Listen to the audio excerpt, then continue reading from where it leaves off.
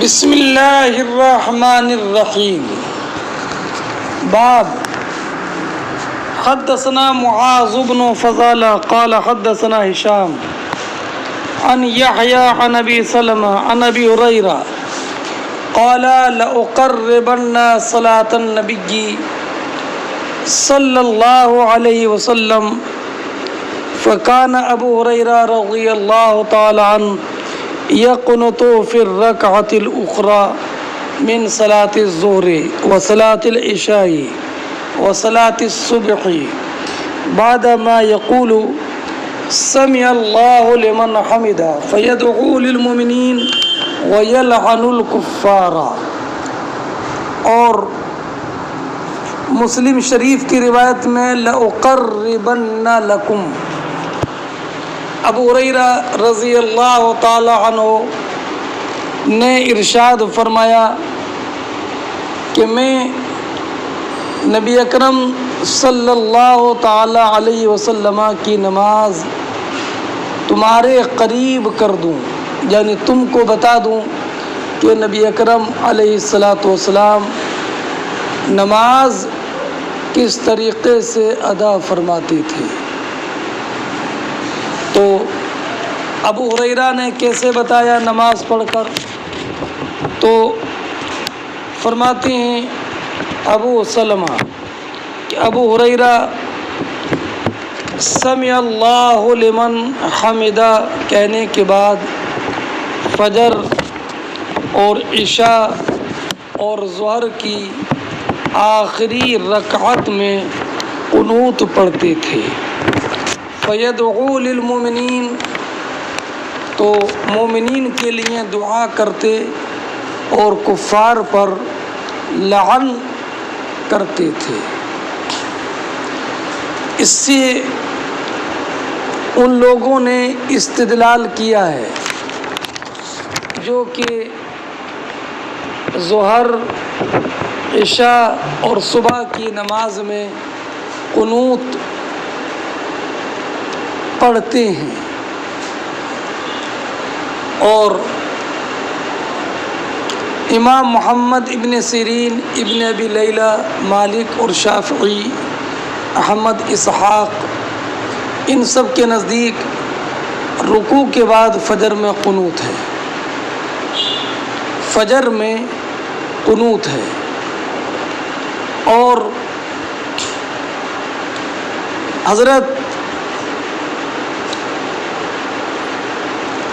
امام اعظم رضی اللہ تعالی عنہ کے نزدیک قنوت وتر میں ہے، تیسری رکعت میں رکوع سے پہلے۔ ہاں، اور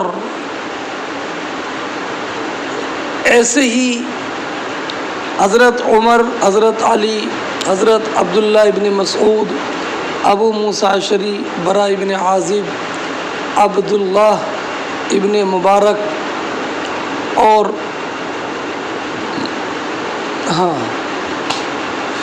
حضرت عبداللہ ابن عمر، عبداللہ ابن عباس، انس، حضرت عمر بن عبدالعزیز وغیرہ سے مروی ہے۔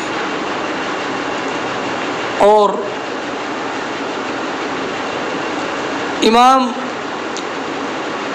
طحاوی رضی اللہ تعالی عنہ نے حضرت عبداللہ ابن مسعود کی روایت ذکر کی ہے کہ قنت رسول اللہ صلی اللہ علیہ وسلم شہرا یدعو علی حصیہ و ذکوان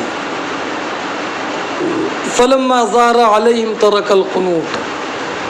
اور عبداللہ ابن عباس رضی اللہ تعالی عنہ نماز میں قنوت نہیں پڑھتے تھے،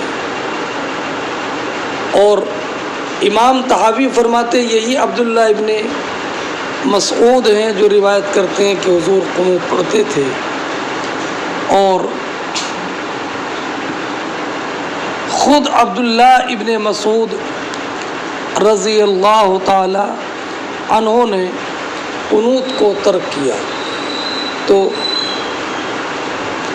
اس لیے کہ نبی کریم علیہ الصلوۃ والسلام نے قنوت ترک کر دیا تھا۔ اس سے معلوم ہوا کہ قنوت اب منسوخ ہے۔ اور قنوت کی روایت عبداللہ ابن عمر کی بھی ہے، اور انہوں نے بتایا کہ اللہ رب العزت نے جب یہ آیت کریمہ نازل فرمائی لیس لک من الامر شیء او یتوب علیہم او یعذبہم، تو پھر یہ قنوت منسوخ ہو گئی۔ تو عبداللہ ابن عمر کے نزدیک بھی قنوت منسوخ ہے۔ نبی کریم علیہ الصلاۃ والسلام کے بعد عبداللہ ابن عمر بھی قنوت نہیں پڑھتے تھے، بلکہ جو قنوت پڑھتا آپ اس پر انکار فرماتے۔ اور قنوت کی روایت کرنے والوں میں عبد الرحمن بن ابی بکر بھی ہیں، اور انہوں نے یہ بتایا کہ نبی کریم علیہ الصلاۃ والسلام قنوت پڑھتے تھے، اور اللہ رب العزت نے اس آیت کریمہ سے منسوخ فرما دیا لیس لک من الامر شیء او یتوب علیہم او یعذبہم۔ اس سے بھی یہ معلوم ہوا کہ فجر میں اور نمازوں میں قنوت کا ترک واجب ہے۔ اب رہا یہ معاملہ کہ جو حدیث ابو ہریرہ کی ہے، یہ تو نبی کریم علیہ الصلاۃ والسلام کے بعد بھی قنوت پڑھتے تھے فجر میں، تو آیت یہ قنوت کے لیے ناسخ کیسا ہو جائے گی؟ تو اس کا جواب یہ ہے کہ یہ احتمال ہے کہ یہ آیت کا شان نزول حضرت ابو ہریرہ کے علم میں نہ ہو، تو ابو ہریرہ اسی پر عمل کرتے رہے جو ان کو نبی کریم علیہ الصلاۃ والسلام کا فعل اور آپ کا قنوت پڑھنا معلوم رہا۔ ہاں، اور عبداللہ ابن عمر، عبد الرحمن ابن ابی بکر رضی اللہ تعالی عنہما کو جب یہ اس آیت کے نزول کا علم ہوا، اور یہ علم ہوا کہ یہ نبی کریم علیہ الصلاۃ والسلام کے فعل قنوت کی داسخ ہے، تو ترک القنوت، انہوں نے قنوت چھوڑ دیا۔ چلیے فرماتے ہیں حدثنا عبداللہ ابن ابی الاسود قال حدثنا اسماعیل عن خالد الحذا عن ابی قلابہ عن انس رضی اللہ تعالی عنہ قال کان القنوت فی المغرب والفجر۔ انس بن مالک رضی اللہ تعالیٰ عنہ بیان فرماتے ہیں کہ فجر و مغرب میں قنوت تھی یعنی اول امر میں، اور بعد میں یہ منسوخ ہو گئی، اس لیے کہ انس بن مالک کی روایت ہے ان النبی صلی اللہ علیہ وسلم قنت شہرا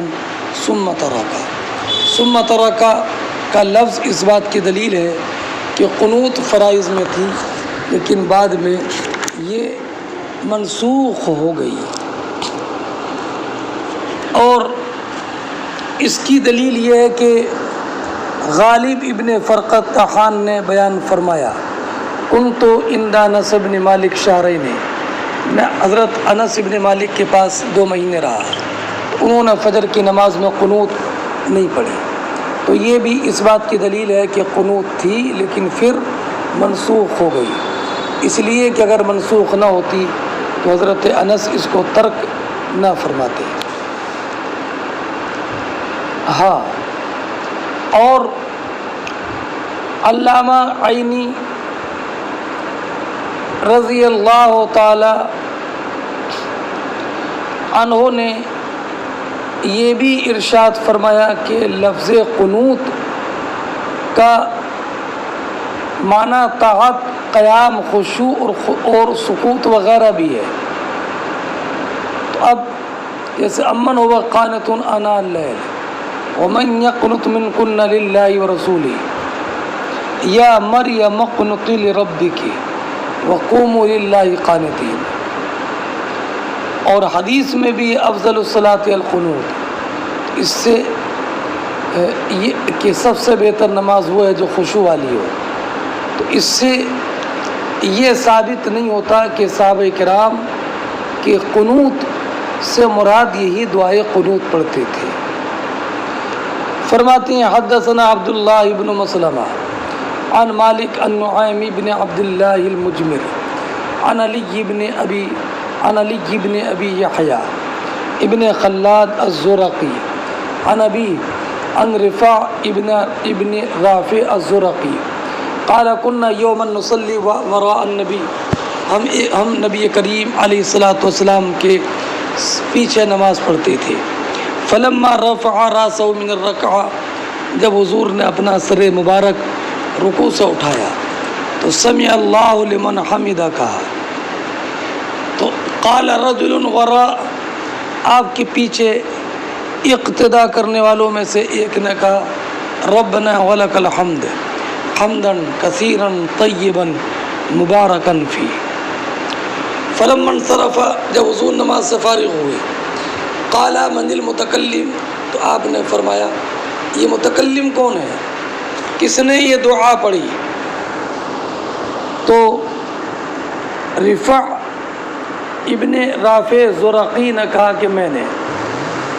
تو نبی اکرم علیہ الصلاۃ والسلام نے ارشاد فرمایا میں نے 30 سے زیادہ فرشتوں کو دیکھا، یبتدرونہا، وہ سب ایک دوسرے پر سبقت کر رہے تھے کہ کون اس کلمے کا ثواب پہلے لکھے، اس کلمے کا ثواب کون پہلے لکھے، یہ سب سبقت کر رہے تھے۔ ہاں، حمدن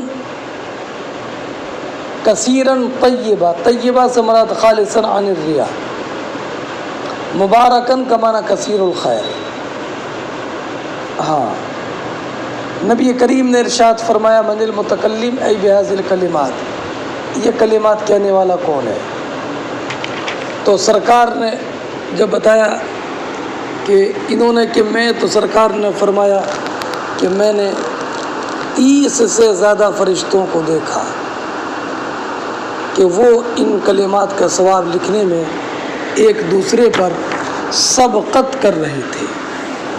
اب 30 سے زیادہ فرشتے سبقت کیوں کر رہے تھے؟ تو علامہ عینی رضی اللہ تعالی عنہ نے فرمایا اللہ رب العزت کے فیض سے ایک حکمت مجھ پر ظاہر ہوئی کہ یہ جو کلمات کہے، کون سے کلمات؟ ربنا ولک الحمد حمدا کثیرا طیبا مبارکا فی، ان کلمات کے حروف 34 ہیں۔ اللہ رب العزت نے ان حروف کی تعداد کے برابر فرشتوں کو نازل کیا کہ ہر حرف کے مقابل میں ایک فرشتہ ان کلمات کی تعظیم کے لیے۔ ہاں چلیے، اور یہ فرشتے جو محافظ فرشتے ہیں ان کے علاوہ ہیں، ہے نا، اس لیے کہ ایک روایت میں ان للہ ملائکہ یطوفون فی الطریق ویلتمسون اہل الذکر، اس سے معلوم ہوا کہ یہ جو فرشتے ہیں یلتمسون اہل الذکر، یہ فرشتے بھی حفظہ کے علاوہ ہیں۔ اب اس حدیث سے اللہ رب العزت کی حمد اور اس کے ذکر کی فضیلت معلوم ہوئی، اور اس سے یہ بھی معلوم ہوا کہ ذکر میں آواز بلند کرنا جائز ہے جب تک کہ ساتھ والے کو کوئی مشقت نہ ہو، اور اس سے یہ بھی معلوم ہوا کہ ان کلمات پر کتنا بڑا اجر اور ثواب ہے۔ باب الطمانیۃ حین یرفع رأسہ من الرکوع، یہ باب اس بارے میں کہ انسان جب اپنا سر رکوع سے اٹھائے گا تو اطمینان سے کھڑا ہوگا، ایسا نہیں کہ کھڑا نہیں ہوا کہ سجدے میں چلا جائے۔ اور وقال ابو حمید رفع النبی صلی اللہ علیہ وسلم فاستوى جالسا کہ نبی کریم صلی اللہ تعالی علیہ وسلم نے اپنا سر مبارک اٹھایا، فاستوى جالسا ایک روایت میں ہے اور اکثر روایتوں میں ہے فاستوى قائما، حضور سیدھے کھڑے ہو گئے، اور اگر فاستوى جالسا والی روایت کو لیں تو جلوس سے مراد یہاں پر سکون ہے، حضور اطمینان سے کھڑے ہو گئے، ہے نا، ملزوم کا ذکر کر کے لازم مراد لینا، حتی یعود کل فقار مکانا، یہاں تک کہ حضور کی ہر ہڈی اپنی جگہ پر بالکل آ گئی، یعنی بالکل سیدھے کھڑے ہو گئے۔ حدثنا ابو الولید قال حدثنا شعبہ ثابت قال انس، ثابت بیان فرماتے ہیں کہ انس رضی اللہ تعالیٰ عنہ ہم کو نبی کریم علیہ الصلوۃ والسلام کی نماز کا طریقہ بتاتے تھے، فکانہ یصلی، تو نماز پڑھتے جب اپنا سر مبارک اس رکوع سے اٹھاتے تو سیدھے کھڑے رہتے، یہاں تک کہ ہم یہ کہتے کہ قد نسیا، حضور بھول گئے ہیں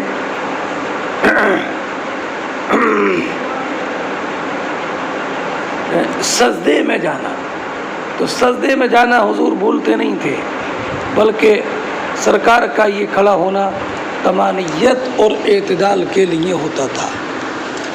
اگلی روایت پہلے گزر گئی، حدثنا ابو الولید قال حدثنا شعبہ عن الحکم عن ابن ابی لیلى عن البراء رضی اللہ تعالیٰ عنہ کان رکوع النبی صلی اللہ علیہ وسلم وسجودہ وإذا رفع راسه من الرکوع وبین السجدتین قریبا من السماء، کہ حضور کا رکوع اور سجدہ، اور جب آپ اپنا رکوع سے سر اٹھاتے اور دونوں سجدوں کے درمیان بیٹھتے۔ حدثنا سلیمان بن حرب قال حدثنا حماد بن زید عن ایوب عن ابی قلابہ قال کان مالک بن الحویرث یرینا کیف کان صلاۃ النبی صلی اللہ علیہ وسلم وذاک فی غیر وقت صلاۃ فقام فامکن القیام ثم رکع فامکن الرکوع ثم رفع راسه فانصب هنيا۔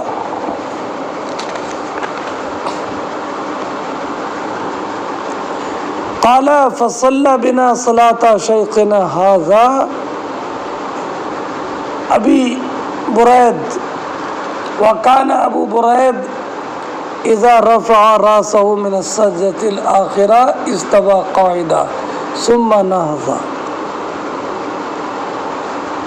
فرماتے ہیں ہم سے حدیث بیان کی سلیمان ابن حرب نے، انہوں نے کہا کہ ہم سے حدیث بیان کی حماد ابن زید نے، وہ روایت کرتے ہیں ایوب سے، وہ روایت کرتے ہیں ابو قلابہ سے، وہ کہتے ہیں کہ مالک ابن حویرث ہم کو دکھاتے تھے کہ نبی اکرم علیہ الصلوۃ والسلام کی نماز کس کیفیت پر تھی، اور یہ نماز پڑھ کے بتانا نماز کے وقت کے علاوہ میں تھا۔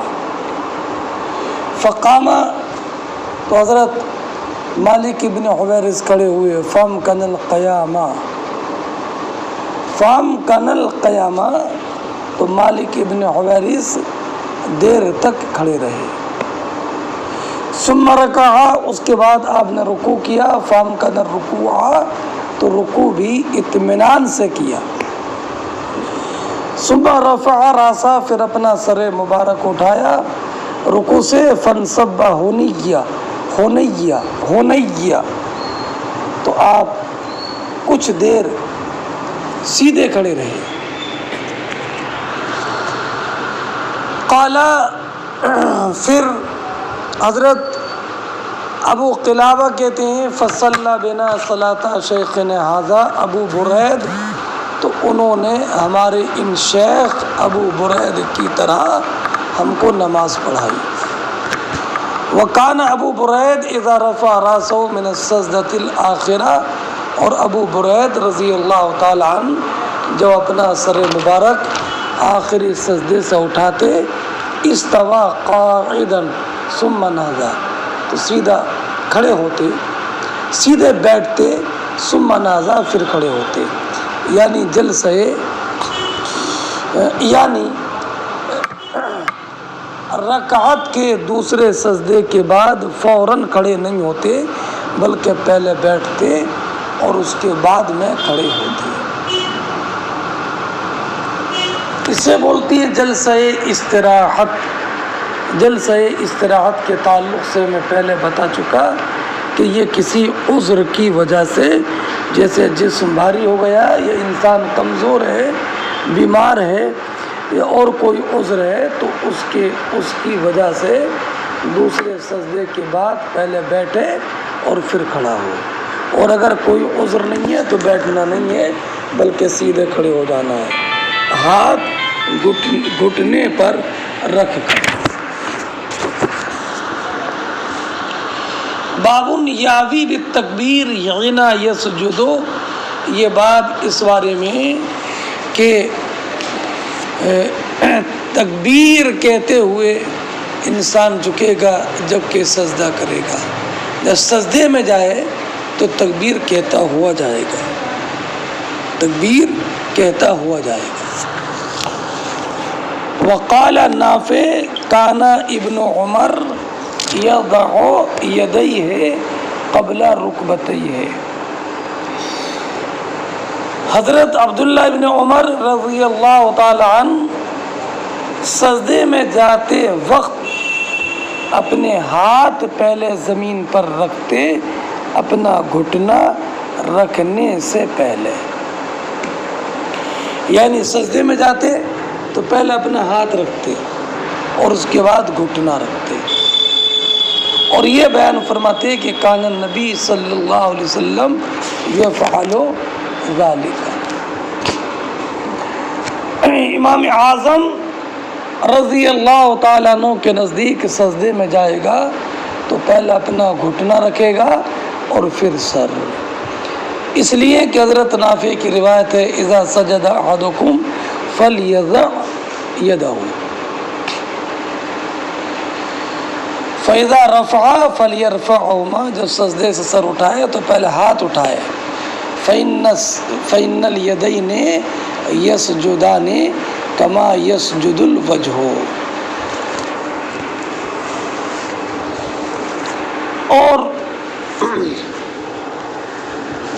اور امام اعظم رضی اللہ تعالی عنہ نے جو کہا ہے کہ دونوں گھٹنے پہلے رکھے گا، ہاتھ بعد میں رکھے گا، یہی مروی حضرت عمر ابن خطاب سے، امام ابراہیم نخعی سے، مسلم ابن یسار سے، سفیان ابن سعید سے، امام شافعی سے، امام احمد سے، امام اعظم اور آپ کے اصحاب سے، اور حضرت اسحاق اور اہل کوفہ سے۔ اور ابو اسحاق نے کہا کہ عبداللہ ابن مسعود کے تلامذہ جب سجدے میں جھکتے تو اپنے گھٹنے اپنے ہاتھوں سے پہلے رکھتے اور امام اعظم کا مذہب یہ ہے کہ پہلے گھٹنے رکھے گا، پھر ہاتھ، پھر پیشانی اور اس کے بعد میں ناک، اور جب اٹھائے گا سجدے سے تو پہلے ناک، پھر پیشانی، اس کے بعد میں ہاتھ، اس کے بعد میں گھٹنے۔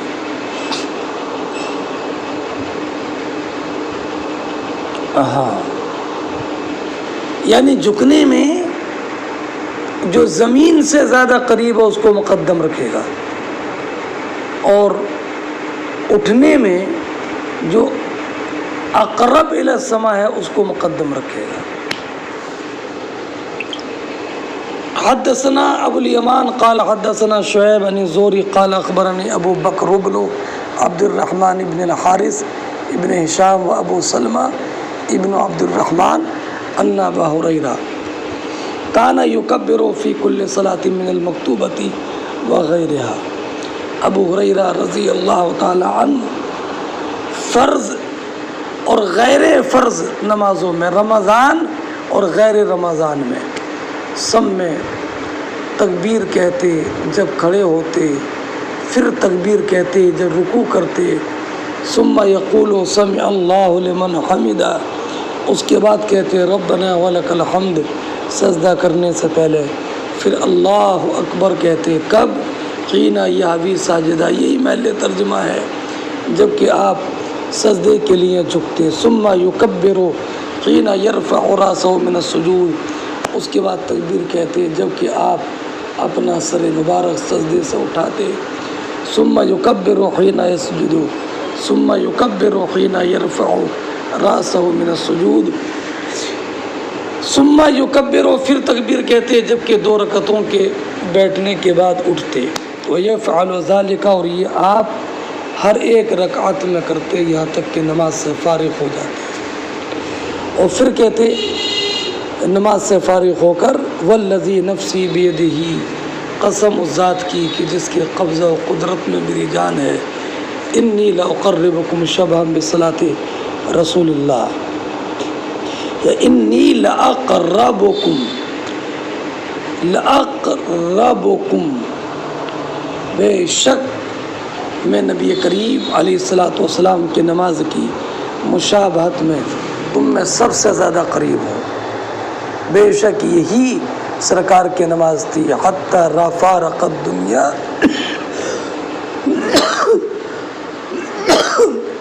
دنیا سے جانے تک۔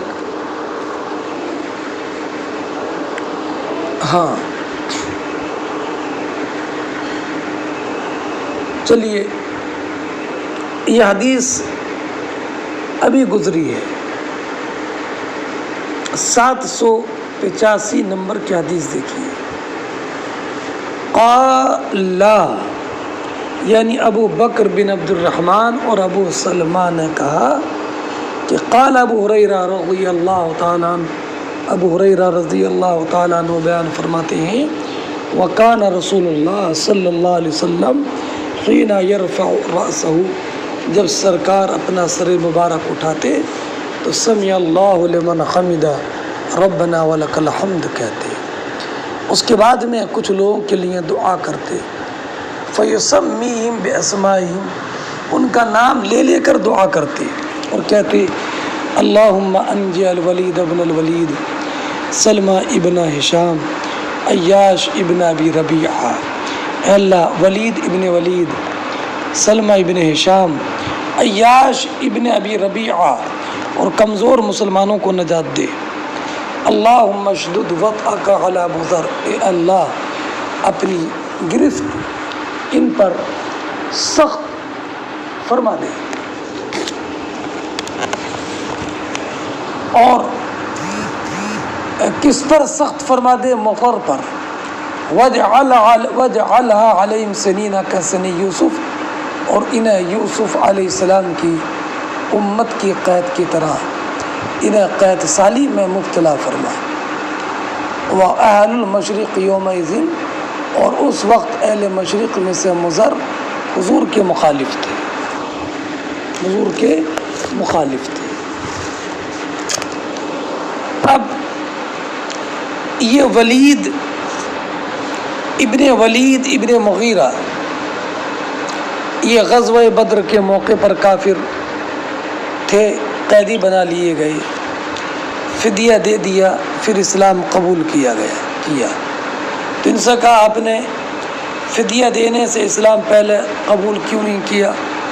تو کہنے لگے میں اس بات کو پسند نہیں کرتا کہ کوئی یہ کہے کہ فدیے سے بچنے کے لیے اسلام قبول کر لیا ہے۔ پھر یہ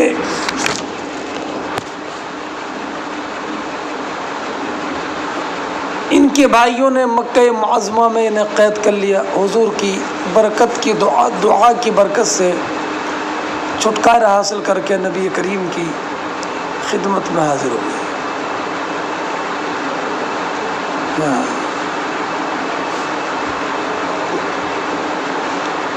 پھر نبی کریم علیہ الصلوۃ والسلام نے انہیں مکہ معظمہ بھیجا کہ عیاش ابن ربیعہ اور سلمہ ابن ہشام کو بھی رہا کریں.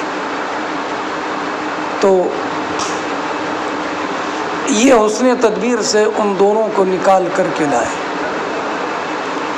اور انہی کے ذریعے خالد ابن ولید کے پاس پیغام پہنچایا کہ اگر خالد آ جائے تو میں اس کا شان اکرام کروں گا. حیرت ہے کہ خالد جیسا انسان اب تک کیسے اسلام سے دور ہے. حضرت خالد کو پیغام ملا تو وہ خدمت اقدس میں حاضر ہو کر مشرف و اسلام ہو گئے. ہاں چلیے پھر مدینے میں ولید ابن ولید رہے اور نبی کریم علیہ الصلوۃ والسلام کی حیات ہی میں ان کا وصال ہو گیا. سلمہ ابن ہشام یہ ابو جہل کے بھائی ہیں. سلمہ ابن ہشام ابن مغیرہ یہ قدیم الاسلام ہے. اللہ رب العزت کی راہ میں ان کو بھی سخت اذیتیں پہنچائی گئی. پہلے انہوں نے حبشے کی طرف ہجرت کی، پھر مکہ آ گئے تو ان کو مدینہ طیبہ ہجرت کرنے سے لوگوں نے روک دیا، ان کو تکلیف پہنچائی. پھر خندق کے بعد یہ مدینہ طیبہ حاضر ہو گئے. عیاش ابن ابی ربیعہ یہ بھی ابو جہل کے ماشریک بھائی ہیں، قدیم الاسلام ہے، اور ابو جہل نے ان کو ستایا. یرموک میں کی جنگ میں ملک شام میں شہید ہو گئے. اور سرکار نے دعا فرمائی اللہم اشدد وطأک، اللہ اپنی گرفت سخت فرما دے مضر پر. اور یہ جو مضر تھے یہ نبی کریم علیہ الصلوۃ والسلام کے دور میں یہ نبی کریم علیہ الصلوۃ والسلام کے مخالف تھے.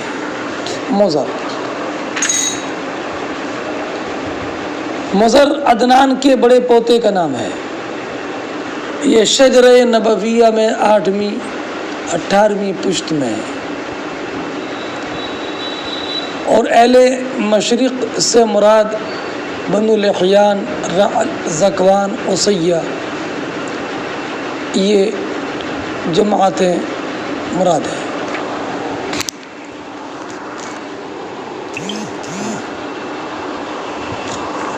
اگلی حدثنا علی بن عبداللہ قال حدثنا سفیان غیر مرہ.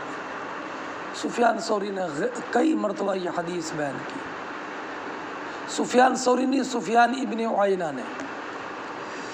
سفیان ابن عیینہ نے کئی مرتبہ یہ حدیث بیان کی. قال سمعت انس بن مالک یقول، یہ کہتے ہیں کہ نبی کریم علیہ الصلوۃ والسلام ایک مرتبہ گھوڑے سے زمین پر تشریف لائے من فرس، اور سفیان ابن عیینہ نے عن فرس کی جگہ پر ایک مرتبہ من فرس فرمایا.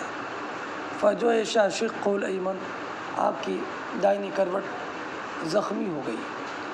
تو ہم نبی کریم علیہ الصلوۃ والسلام کی عیادت کے لیے حاضر ہوئے. نماز کا وقت آ گیا. فصلی بنا قاعدہ، تو حضور نے ہمیں بیٹھ کر نماز پڑھائی. وقعدنا، ہم نے بیٹھ کر پڑھی. سفیان ابن عیینہ نے ایک مرتبہ کہا صلینا قعودا. فلما قضى الصلاة قال، جب سرکار نے نماز مکمل فرمائی تو فرمایا انما جعل الامام لیؤتم به فاذا کبر فکبروا واذا رکع فارکعوا واذا رفع فارفعوا واذا قال سمع الله لمن حمده فقولوا ربنا ولك الحمد واذا سجد فاسجدوا. سفیان ابن عیینہ کہتے ہیں ایسے ہی معمر نے بیان کیا.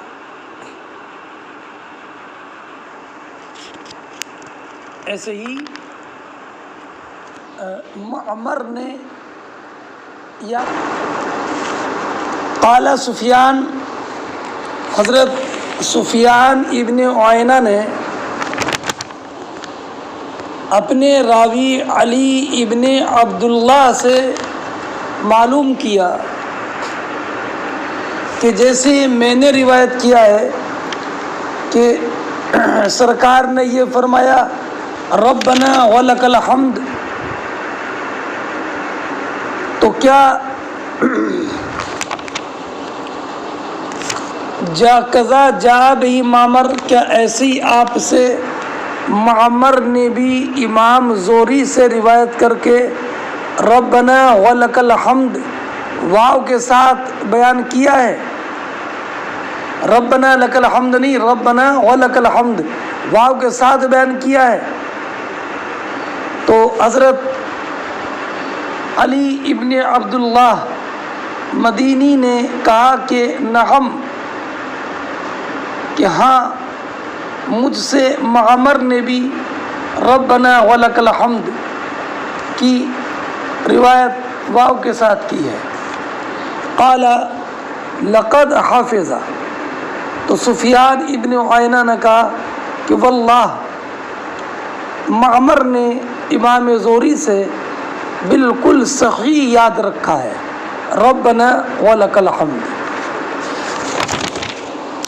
فرمایا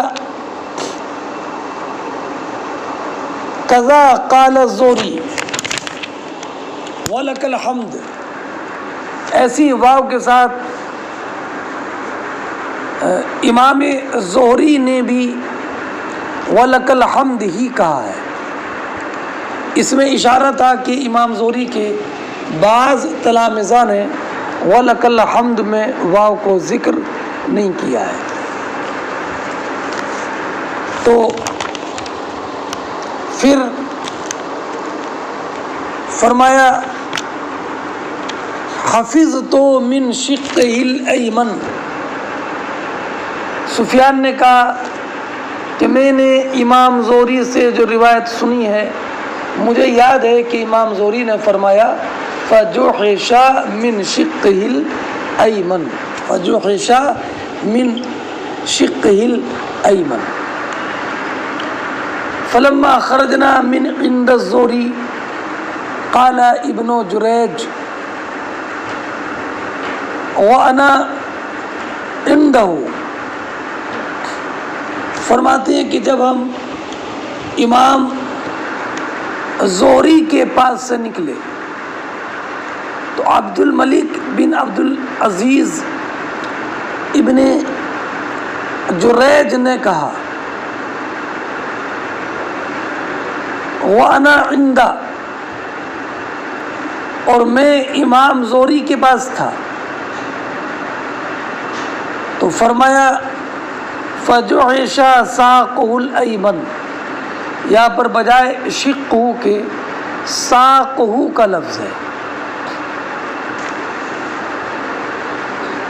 وَأَنَا عِنْدَهُ یہ سفیان کا مقولہ ہے، وَأَنَا عِنْدَهُ کہ میں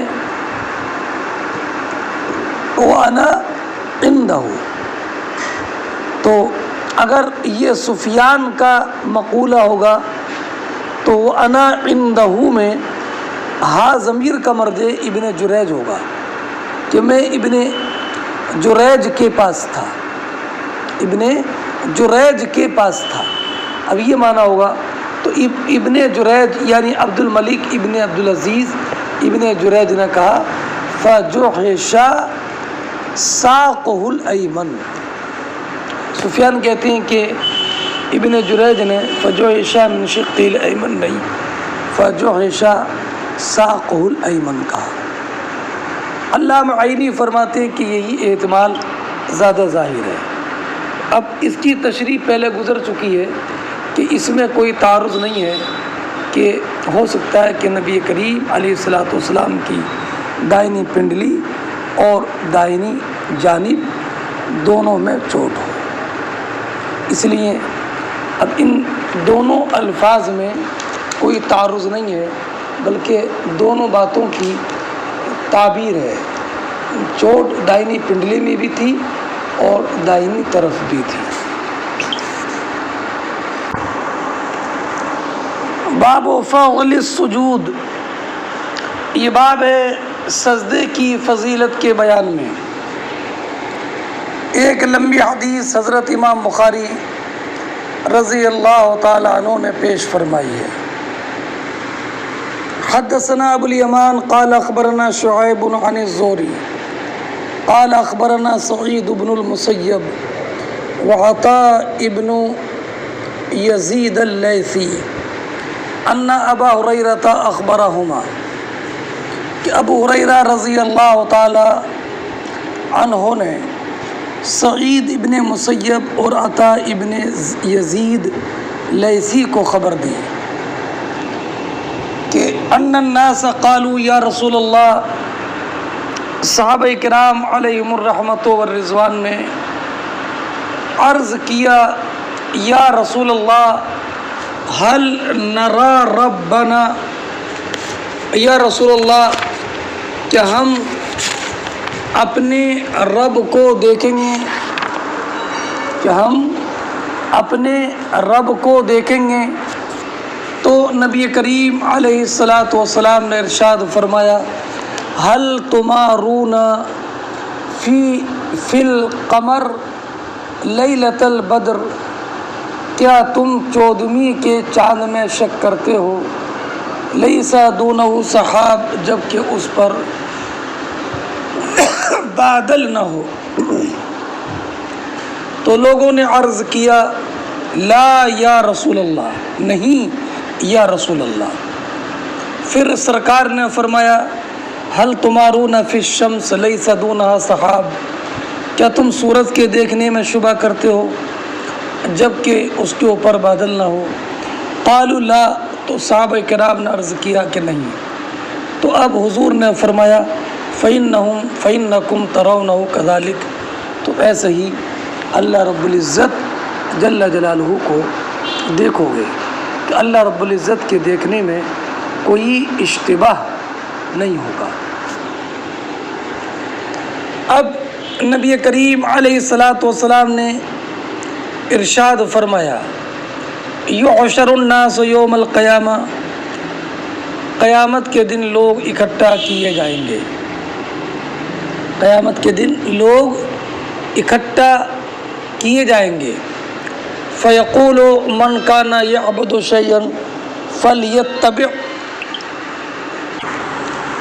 تو سرکار نے فرمایا یحشر الناس یوم القیامہ، قیامت کے دن لوگ اکٹھا کیے جائیں گے۔ فیقول من کان یعبد شیئا فلیتبع، تو اللہ عز و جل فرمائے گا جو جس کو پوجتا ہو اس کے پیچھے ہو جائے، جو جس کو پوجتا ہو اس کے پیچھے ہو جائے۔ فَمِنْهُمْ مَنْ يَتَّبِعُ الشَّمْسِ، تو کچھ لوگ سورج کے پیچھے ہو جائیں گے۔ وَمِنْهُمْ مَنْ يَتَّبِعُ الْقَمَرِ، اور کچھ لوگ چاند کے۔ وَمِنْهُمْ مَنْ يَتَّبِعُ الطَّوَاغِيتَ، اور کچھ لوگ بتوں کے پیچھے ہو جائیں گے، یعنی جو دنیا میں جس کی پرستش کرتا تھا اسی کے پیچھے ہو جائے گا۔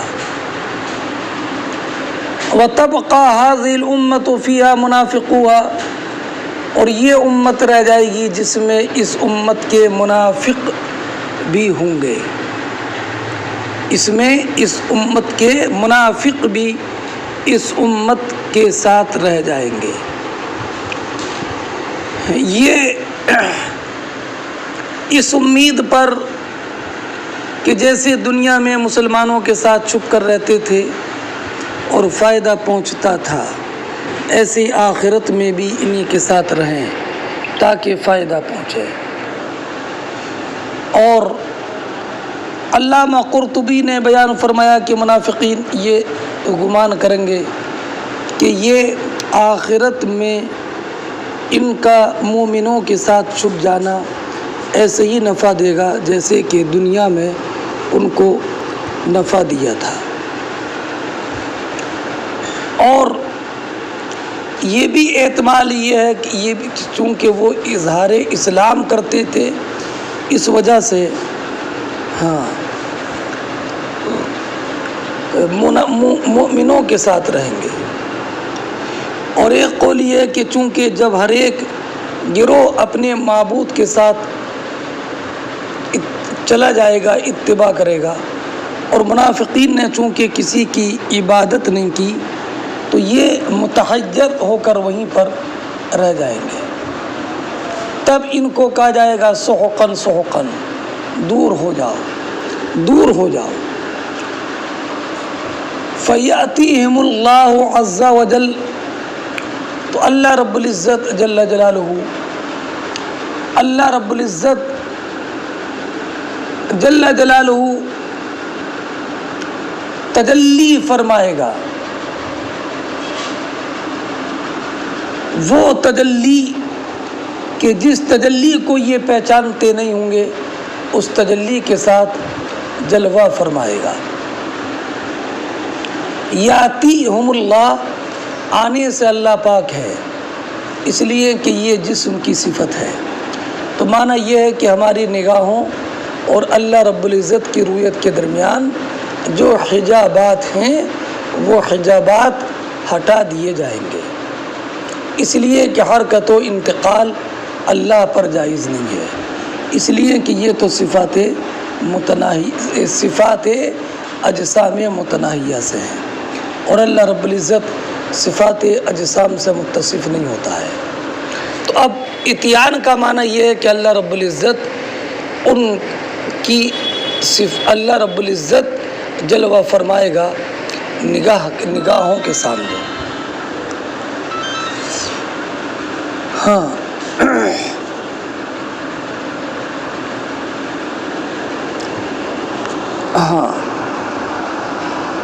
اور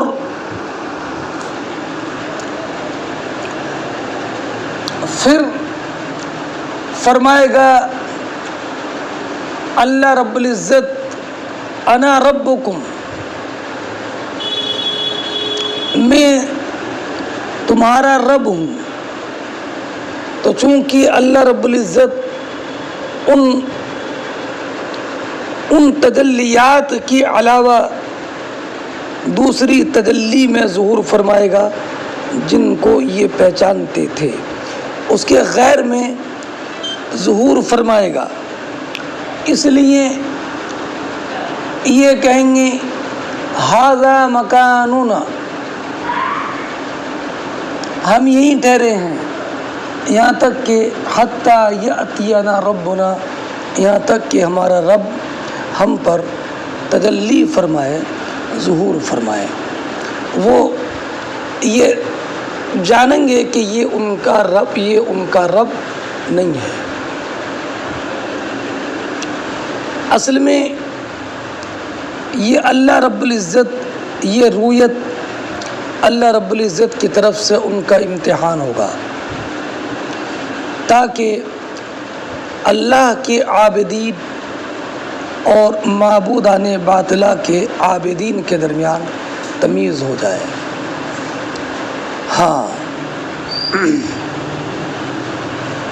چلیے اب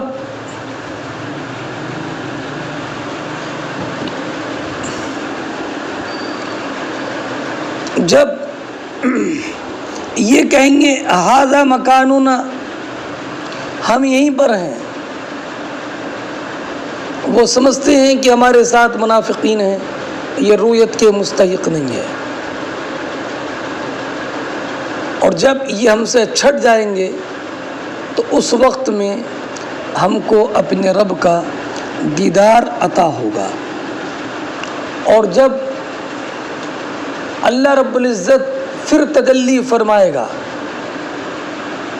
اور ان تجلی میں وہ جلوے ہوں گے جس کو یہ پہچانتے ہوں گے، تب کہیں گے انتا ربنا. اب انہوں نے اپنے رب کو کیسے پہچان لیا؟ تو یا تو اللہ رب العزت ان میں اس کا علم پیدا فرما دے گا، اور یہ اللہ رب العزت کو ان صفات کے ساتھ دیکھیں گے جو کہ انبیاء کرام نے ان کو بیان فرمایا، اور یہ تمام علوم قیامت کے دن بدیہی ہو جائیں گے۔ فیاتیہم اللہ عز وجل فیقول انا ربکم، پھر اللہ فرمائے گا کہ میں تمہارا رب ہوں۔ فیقولون انت ربنا، تو کہیں گے ہاں تو ہمارا رب ہے۔ اب رہا یہ معاملہ کہ اس امت کے ساتھ تو اس کے منافقین بھی ہوں گے اور سب اللہ کو دیکھیں گے، حالانکہ منافقین کے لیے تو رؤیت الہی ہے نہیں، تو توجیہ کیا ہوگی؟ تو توجیہ یہ ہے کہ اس میں یہ کہاں وضاحت ہے کہ سب دیکھیں گے، ہے نا؟ جیسے بولتے قتلہ بنی تمیم، حالانکہ سب قاتل نہیں ہوتے ہیں، قاتل ان میں ایک ہوتا ہے۔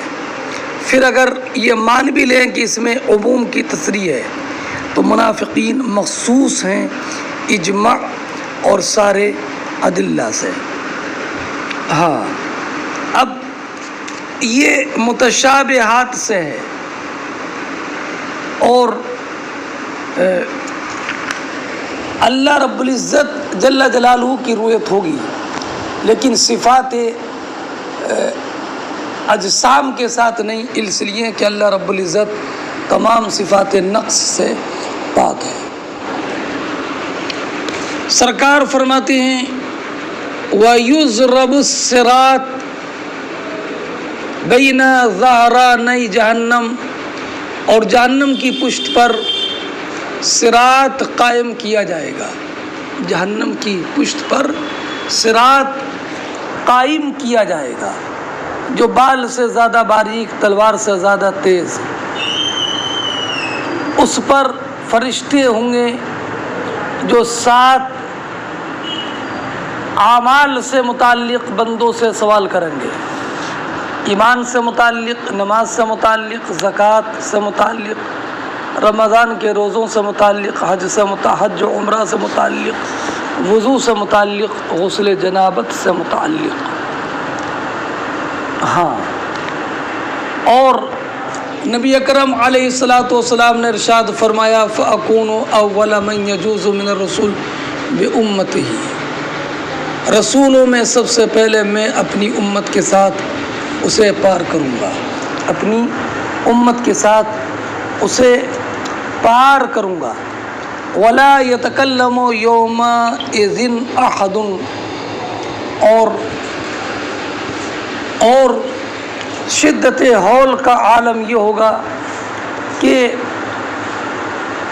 گزرنے کے وقت میں کوئی کسی سے کلام نہیں کرے گا،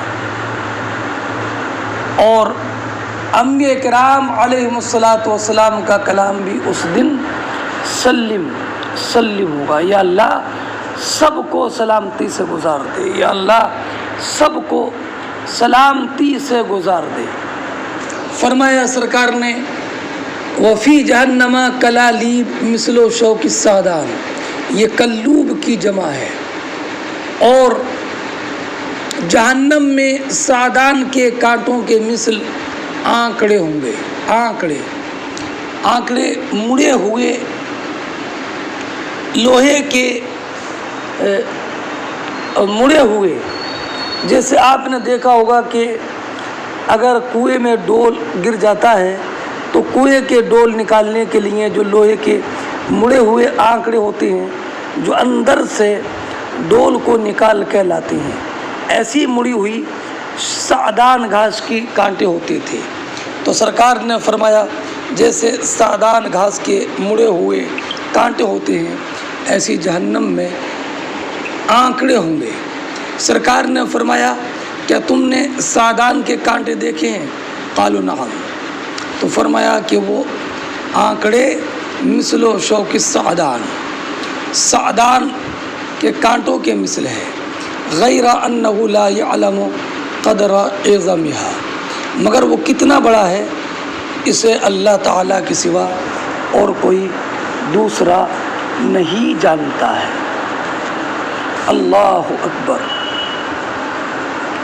ہاں، فرمایا نبی اکرم صلی اللہ تعالی علیہ وسلم نے تخطف الناس بأعمالہم، وہ آنکڑے اعمال بد کی وجہ سے لوگوں کو جھپٹ لیں گے. فمنہم من یوبق بعملہ، تو کچھ لوگ اپنے عمل بد کی سزا میں ہلاک ہوں گے. ومنہم من یخردل ثم ینجو، اور کچھ ریزہ ریزہ ہو جائیں گے اور پھر نجات پائیں گے. حتی اذا اراد اللہ رحمت من اراد من اہل النار، یہاں تک کہ اللہ عز و جل جہنمیوں میں سے جس کے ساتھ مہربانی کا ارادہ فرمائے گا تو فرشتوں کو حکم دے گا کہ جو اللہ کی عبادت کرتے تھے ان کو نکال لو، جو اللہ رب العزت کی عبادت کرتے تھے ان کو نکال لو. اب فَيُخْرِجُونَهُمْ، اب فرشتے ان کو نکالیں گے. وَيَعْرِفُونَهُمْ بِآثَارِ السُّجُودِ، اور انہیں فرشتے سجدے کے نشانات سے پہچانیں گے، سجدے کے نشانات سے پہچانیں گے. اب آثار سجود سے مراد کیا ہیں؟ تو بعض نے کہا کہ اعضائے سبعہ. اعضائے سبعہ کیا؟ کہ دونوں پیر، دونوں گھٹنے، دونوں ہاتھ اور پیشانی. اور بعض لوگوں نے کہا کہ، اور یہی ظاہر ہے، اور بعض لوگوں نے کہا کہ اس سے مراد پیشانی ہے. فرمایا سرکار نے کہ فَكُلُّ ابن آدم تَأْكُلُ النَّارُ إِلَّا أَثَرَ السُّجُودِ، ابن آدم کے سارے جسم کو آگ کھا جائے گی سوائے سجدے کے نشان کے. فَيُخْرَجُونَ مِنَ النَّارِ قَدْ امْتَحَشُوا، تو یہ جہنم سے نکالے جائیں گے اس حال میں کہ بالکل سیاہ کوئلہ ہو چکے ہوں گے، سیاہ کوئلہ کالے پڑ چکے ہوں گے. فَيُصَبُّ عَلَيْهِمْ مَاءُ الْحَيَاةِ، تو ان پر آب حیات ڈالا جائے گا. فَيَنْبُتُونَ كَمَا تَنْبُتُ الْحِبَّةُ فِي حَمِيلِ السَّيْلِ، تو ان کی اعضاء ایسے اگیں گے جیسے دانہ سیلاب کے بہاؤ میں پھوٹتا ہے. جیسے دانہ سیلاب کے بہاؤ میں پھوٹتا ہے. اس کے بعد نبی کریم علیہ الصلاۃ والسلام ارشاد فرماتے ہیں، اس کے بعد اللہ بندوں کے مابین فیصلے سے فارغ ہو جائے گا، یعنی سب کے فیصلے ہو چکے ہوں گے. عقاب اور ثواب کا بندوں کے درمیان حکم مکمل ہو چکا ہوگا. تو اب ایک انسان جنت اور جہنم کے درمیان رہ جائے گا، اور یہ جہنمیوں میں سب سے آخر میں جنت میں داخل ہوگا. فرماتے مقبلاً بوجہی قبل النار، اس کا چہرہ جہنم کی طرف ہوگا. تو اب وہ عرض کرے گا یا رب اصرف وجہی عن النار، اے میرے رب میرا چہرہ جہنم سے پھیر دے. قد قشبنی ریحها واحرقنی ذکاؤها، اس کی بدبو نے میرا دم گھونٹ دیا ہے اور اس کی گرمی نے مجھے جھلسا دیا ہے. تو اللہ فرمائے گا اگر ان فعل ذلک بک، اگر تیرے ساتھ یہ کر دیا جائے گا تو کیا تو اس کے علاوہ اور کچھ بھی مانگے گا؟ فیقول لا، تو بندہ کہے گا نہیں، تیری عزت کی قسم میں اس کے بعد کوئی اور سوال نہیں کروں گا، اس کے علاوہ اور کوئی سوال نہیں کروں گا، صرف میرا چہرہ جہنم سے پھیر دے. تو فَيُعْطِ اللَّهُ عَزَّ وَجَلَّ مَا يَشَاءُ مِنْ عَهْدٍ وَمِيثَاقٍ، تو اللہ عز و جل جتنا چاہے گا اس سے عہد و پیمان لے گا. تو اللہ فیصرف اللہ وجہ، تو اللہ رب العزت اس کے چہرے کو جہنم کی طرف سے پھیر دے گا. فَإِذَا أَقْبَلَ بِهِ عَلَى الْجَنَّةِ، اب وہ جنت کی طرف منہ کرے گا تو رآ بَهْجَتَهَا، اس کی تر و تازگی دیکھے گا. تو سکت ما شاء اللہ ان یسکتا، تو جب تک اللہ چاہے گا چپ رہے گا. پھر یہ کہے گا یا رب قدمنی عند باب الجنہ، اے میرے رب مجھے جنت کے دروازے کے پاس کر دے. تو اللہ فرمائے گا الیس قد اعطیت العہود والمیثاق، اے میرے بندے کیا تو نے اس پر عہد و پیمان نہیں کیا تھا کہ جو مانگ چکا میں مانگ چکا، اس کے علاوہ اب اور کوئی سوال نہیں کروں گا. تو یہ کہے گا اے میرے رب الا لا اکون اشقا خلقک، اے میرے رب میں تیری مخلوق میں سب سے زیادہ بد نصیب نہ رہوں. تو اب اللہ پھر فرمائے گا اگر تجھے یہ دے دیا جائے تو کیا تو اس کے علاوہ اور تو کچھ نہیں مانگے گا؟ تو کہے گا یا اللہ تیری عزت کی قسم اب اس کے علاوہ میں اور کوئی سوال نہیں کروں گا. تو اللہ رب العزت جو عہد و میثاق چاہے گا ہے نا بندے سے لے گا اور بندے کو فیقدمہ الی باب الجنہ، اسے جنت کے دروازے پر پہنچا دے گا. جب یہ بندہ اس کے دروازے پر پہنچے گا فرآ زارتہا، اور جنت کی شادابی اور جنت کے اندر جو تر و تازگی اور خوشی کے سامان ہیں ان کو دیکھے گا. تو جب تک اللہ چاہے گا یہ خاموش رہے گا اور پھر کہے گا اے اللہ مجھے جنت میں داخل فرما. اس پر اللہ عز و جل فرمائے گا وَيْحَكَ یا ابن آدم، اے آدم کے بیٹے تیرے لیے خرابی ہو. ما اغدرک، تجھے کس چیز نے عہد شکن بنا دیا. الیس قد اعطیت العہد والمیثاق، کیا تو نے قول و قرار نہیں کیا تھا کہ تو اس کے علاوہ جو تجھے دے دیا گیا اس کے علاوہ تو کوئی اور سوال نہیں کرے گا. تو پھر وہ عرض کرے گا یا ربی، اے میرے رب تو مجھے اپنی مخلوق میں سب سے زیادہ بدبخت نہ فرما.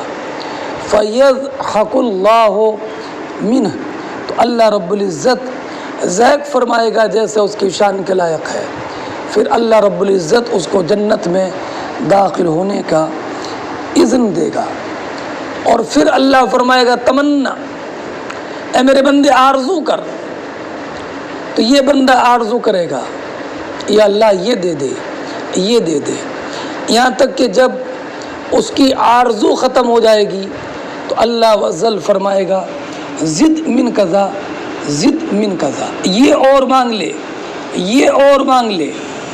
اللہ رب العزت اس کو وَقَذَا اقبل یذکرہ ربہ، اللہ رب العزت اسے اپنی نعمتیں یاد دلاتا جائے گا. یہاں تک کہ جب اس کی ساری آرزویں ختم ہو جائیں گی تو اللہ رب العزت فرمائے گا لَكَ ذَلِكَ وَمِثْلُهُ، اے بندے جو تو نے مانگا وہ بھی دیا اور اس کے علاوہ اور بھی دیا. وَمِثْلُهُ مَعَهُ، حضرت ابو سعید خدری نے ابو ہریرہ سے فرمایا کہ نبی کریم علیہ الصلاۃ والسلام نے یہ نہیں فرمایا کہ اللہ عز و جل فرمائے گا تجھے یہ دیا اور اس کے مثل دیا، بلکہ اللہ یہ فرمائے گا لَكَ ذَلِكَ وَعَشَرَةُ أَمْثَالِهِ، تیرے لیے یہ بھی دیا اور اس کا 10 گنا اور دیا. تو ابو ہریرہ رضی اللہ تعالی عنہ فرماتے ہیں میں نے تو سرکار سے یہی سنا ہے. کیا سنا ہے؟ کہ لَكَ ذَلِكَ وَمِثْلُهُ.